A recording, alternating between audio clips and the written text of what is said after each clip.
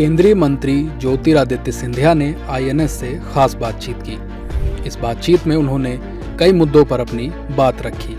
साथ ही राहुल गांधी पर भी जमकर निशाना साधा। सिंधिया ने राहुल गांधी के प्रधानमंत्री मोदी के लिए सरेंडर शब्द का इस्तेमाल करने को लेकर पलटवार किया और कहा कि जिनकी पार्टी का सरेंडर देश की जनता ने करा दिया वो क्या ही कहेंगे। जिस राजनीतिक दल को जनता, देश की जनता ने ही सरेंडर करा दिया है, उस राजनीतिक दल के सामने और क्या बचा है कहने के लिए। राष्ट्र का मान, राष्ट्र का सम्मान सदैव प्राथमिक होना चाहिए। लेकिन आज कांग्रेस जिस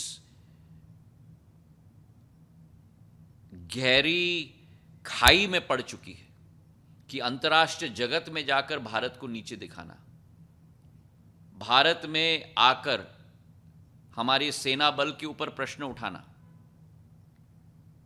भारत के अस्मिता और भारत की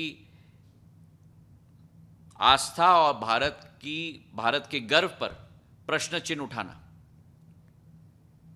जब ऑपरेशन सर्जिकल स्ट्राइक होती है या बालाकोट होती है, कहते हैं कि सबूत दिखाओ, और जब ऑपरेशन सिंदूर होता है तो प्रश्न उठाते हैं कि कितने प्लेन गिरे।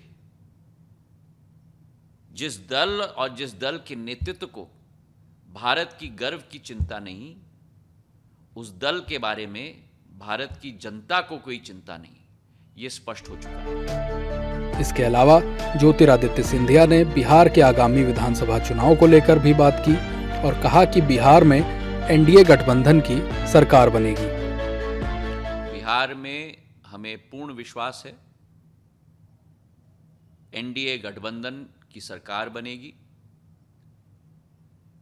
भारतीय जनता पार्टी और गठबंधन के सभी घटक दल साथ में मिलकर लड़ेंगे और बिहार की सेवा, बिहार का विकास, बिहार की प्रगति हमारी प्राथमिकता है। और प्रधानमंत्री जी ने अपने 10 साल के कार्यकाल में, 11 साल के कार्यकाल में ये करके दिखाया है कि विकास और प्रगति ही हमारी प्राथमिकता है और बदलाव ये भारत की पुकार है। और वही बदलाव प्रधानमंत्री जी ने संपूर्ण क्षेत्र में, आर्थिक, सामाजिक और हर एक क्षेत्र में लाकर भारत का परचम विश्व पटल पर है। ज्योतिरादित्य सिंधिया का राहुल गांधी पर यह हमला बड़ा माना जा रहा है।